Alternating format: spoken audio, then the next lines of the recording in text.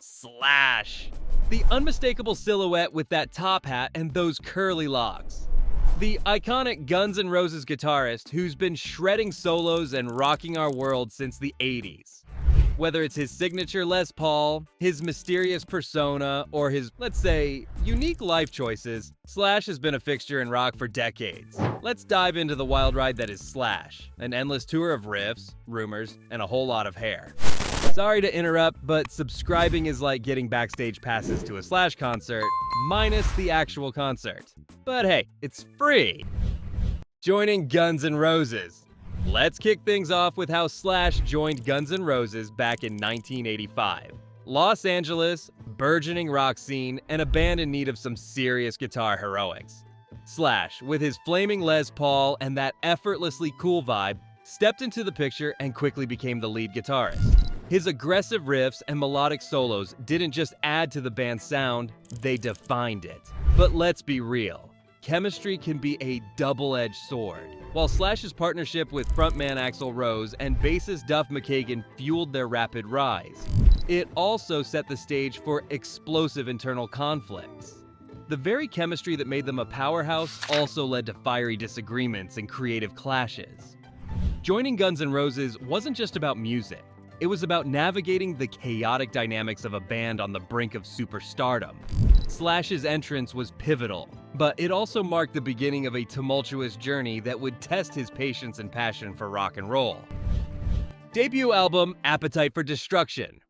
Released in 1987, Appetite for Destruction skyrocketed Guns N' Roses into rock royalty, and Slash's guitar work was the secret sauce. Tracks like Sweet Child of Mine, Welcome to the Jungle, and Paradise City became anthems thanks to his killer riffs and solos. But let's not gloss over the fact that the album's raw energy came with its own set of problems. The rebellious spirit that made the album a masterpiece also fueled the band's wild lifestyle.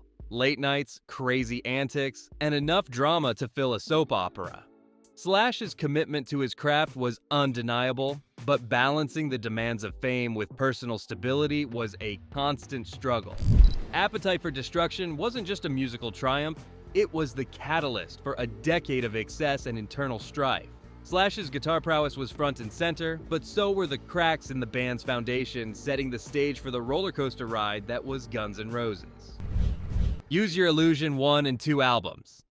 In 1991, Guns N' Roses dropped the ambitious double albums Use Your Illusion 1 and Use Your Illusion 2, showcasing a broader musical range. Slash's versatile guitar solos and intricate riffs added depth to tracks like November Rain and Don't Cry, proving he wasn't just a one-hit wonder. However, with great ambition comes great complexity, and these albums were no exception. The incorporation of blues, orchestration, and even classical elements was a bold move, but it also led to a more bloated and disjointed sound. Fans loved the experimentation, but critics pointed out that the sheer length and variety sometimes felt like a diluted version of their raw Appetite energy. Slash's ability to adapt was impressive, but the band's shift towards a more polished sound also marked the beginning of creative tensions. Use Your Illusion. I and 2 were masterpieces, yet they hinted at the impending fractures within the band, as the push for artistic evolution clashed with their hard rock roots. Leaving Guns N' Roses. After years of internal conflicts, creative differences, and personal struggles, Slash left Guns N' Roses in 1996. This departure wasn't just a band member quitting, it was the end of an era. Slash's exit marked the culmination of years filled with tension and turmoil, leaving fans devastated and the band reeling. But let's not sugarcoat it. Leaving meant Slash was finally free from the chaotic environment that stifled his creativity and personal well-being. It allowed him to explore other musical avenues, but it also meant stepping away from the colossal success and fame that GNR had brought him. Slash's departure was significant, but it also left a void that would forever change the band's dynamic. While it was a necessary move for his own artistic freedom, it also underscored the relentless pressures and unsustainable dynamics within Guns N' Roses. Slash walked away to find his own path, but the shadow of his time with GNR continued to loom large over his career. Formation of Slash's Snakepit. Even before officially leaving Guns N' Roses, Slash formed Slash's Snakepit in 1994 as a side project. This venture was his playground, allowing him to experiment with different musical styles and collaborate with various artists outside the Guns N' Roses framework. Albums like It's 5 O'Clock Somewhere showcase Slash's ability to blend hard rock with blues and funk influences, highlighting his versatility as a guitarist. However, the side project also hinted at his growing dissatisfaction with the band's direction. While Snakepit offered creative freedom, it also fragmented his focus, leading to a juggling act between multiple projects. This spread-thin approach sometimes resulted in inconsistent releases and diluted his brand. Slash's Snakepit was a testament to his musical ambition, but it also signaled the beginning of his gradual drift away from GNR. Balancing Snakepit with Guns N' Roses was no small feat, and it ultimately paved the way for his eventual departure, proving that even rock legends can't be in two places at once without some fallout. Joining Velvet Revolver. In 2002, Slash teamed up with former Guns N' Roses bandmates Duff McKagan and Matt Sorum, alongside Dave Kushner and Scott Weiland, and formed Velvet Revolver. This supergroup achieved commercial success with hits like Slither and the debut album Contraband, which won a Grammy for Best Hard Rock Performance. Velvet Revolver demonstrated Slash's enduring ability to create impactful music in a collaborative environment. But let's not overlook the challenges of reuniting with former bandmates. The chemistry that once ignited Guns N' Roses was rekindled, but old tensions and unresolved issues lingered beneath the surface. While the music was a triumph, the group struggled with maintaining long-term stability.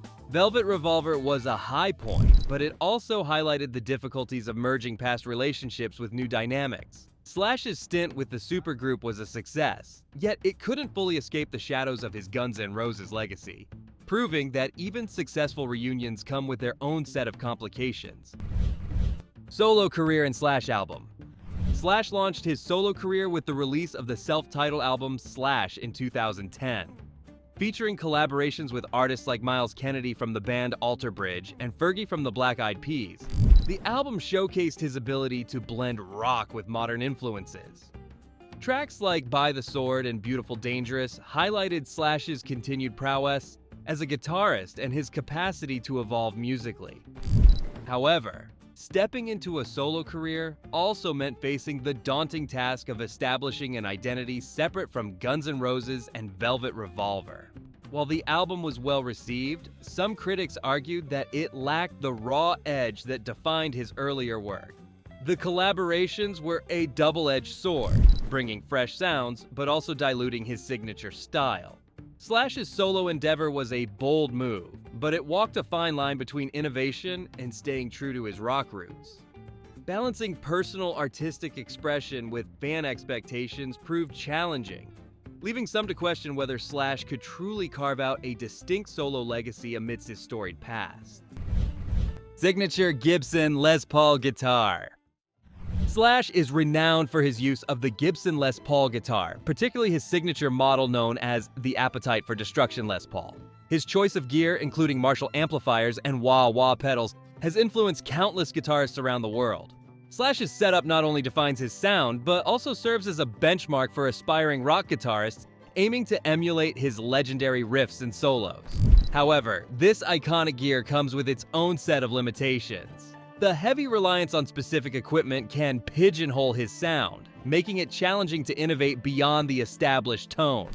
Additionally, maintaining such a specialized setup can be cumbersome and expensive, potentially alienating newer guitarists who might find it inaccessible. Slash's gear obsession, while integral to his identity, sometimes overshadows his actual talent, reducing his artistry to mere equipment choices. Philanthropy and charity work. Beyond his musical achievements, Slash has been actively involved in various charitable efforts. He supports music education programs, disaster relief initiatives, and veterans' causes, showcasing a commitment to giving back to the community. Slash's philanthropic endeavors highlight his desire to use his platform for positive impact, proving that rock legends can also be role models off the stage. However, philanthropy isn't always a smooth ride. Balancing charitable work with a demanding career can lead to stretched resources and divided focus. Critics might argue that his efforts, while commendable, sometimes feel like a side note rather than a central part of his legacy. Additionally, the effectiveness and transparency of his charity work can come under scrutiny. Rock and Roll Hall of Fame. Guns N' Roses were inducted into the Rock and Roll Hall of Fame in 2012, a testament to their significant influence on rock music. Slash's contributions as a guitarist were a key factor in this recognition, cementing his legacy as one of the greatest guitarists of all time. His innovative playing style, iconic riffs, and enduring presence in the rock music scene have left an indelible mark on the industry. But legacy is a double-edged sword. While induction into the Hall of Fame is a high honor, it also locks Slash into a specific narrative, making it harder to evolve beyond the Guns N' Roses image. The weight of legacy can sometimes stifle creativity, as expectations to uphold a certain standard can limit artistic freedom. Additionally, being hailed as a legend can create pressure to continuously live up to past successes, leading to potential creative burnout. Slash's legacy is undeniable, but it also comes with the challenge of balancing reverence for his past with the need to innovate and stay relevant in an ever-changing music landscape. Collaborations with celebrities. Slash and his endless parade of celebrity collaborations, because what better way to stay relevant than jumping on every bandwagon? From teaming up with the likes of Ozzy Osbourne for some classic heavy metal mashups, to getting cozy with post-grunge stars like Miles Kennedy, Slash has done it all. Let's not forget his cameo with Fergie and Beautiful Dangerous, where his guitar work meets pop royalty, because apparently, nothing says rock like a touch of hip-hop flair. And who could overlook his stint with Post Malone?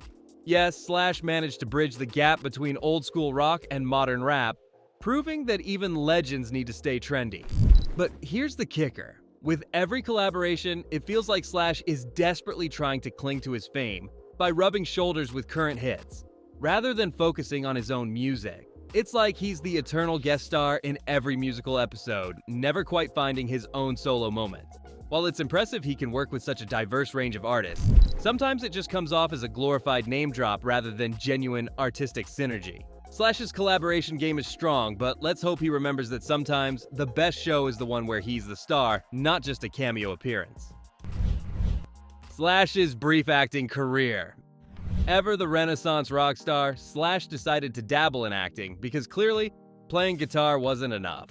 From cameo appearances in The Simpsons to his role in Back to the Future, the musical, Slash has shown he can act almost as well as he can shred.